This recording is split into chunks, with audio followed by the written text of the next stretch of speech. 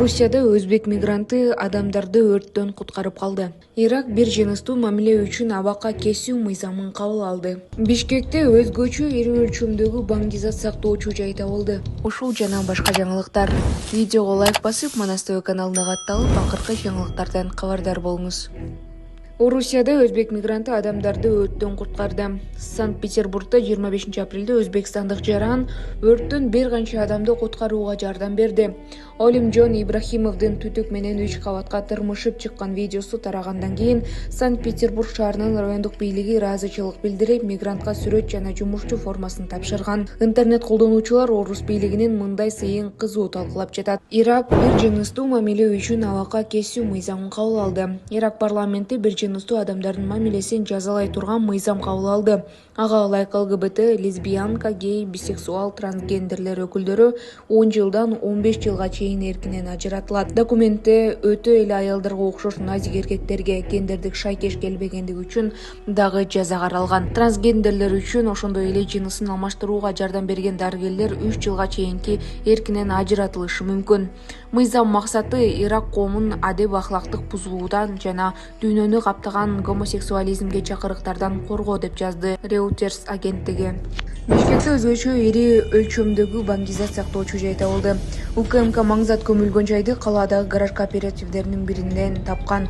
Ал жерден 300 килограммдан ашык порошок жана 360 литрге жакын суюктук түрүндөгү химиялык заттар алынган. Алардын бири альфа-ПВП дарысы болгон.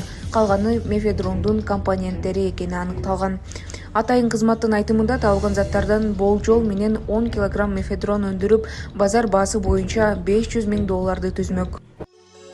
Урматтуу Москвадагы мекенештер, сиздерге таза жана оригинал документтер керек болсо, сиздерге Абдуталип мырзаны сунуштайбыз. Алдыңыздарда турган бардык документтерди бат жана таза жасап берет. Регистрация 3 айга, 9 айга, продление 3 айга, 9 айга таза жана ишеничтүү базасына жооп берет. Аманатка кыянат жок. Связь жана WhatsApp номер +7 916 044 66 24. Кызматыңыздарда Абдуталип.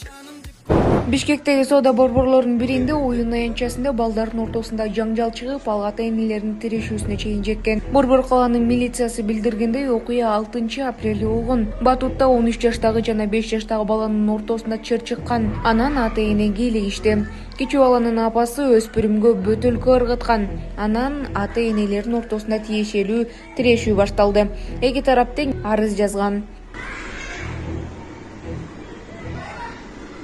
Вот уже первая мама подошла, клетчатая рубашки.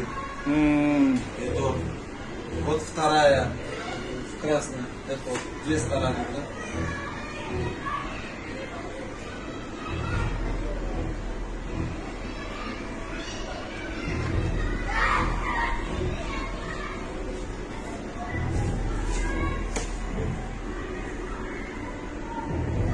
Чоң бала баштаган турбу эми? Ошону көрсөм түшүнбөй атпайбы буларчы?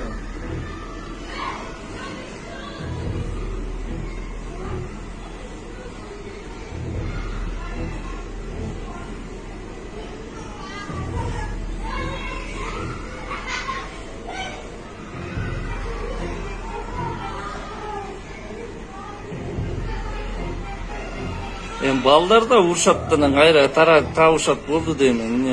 Надо было мэрден камериться.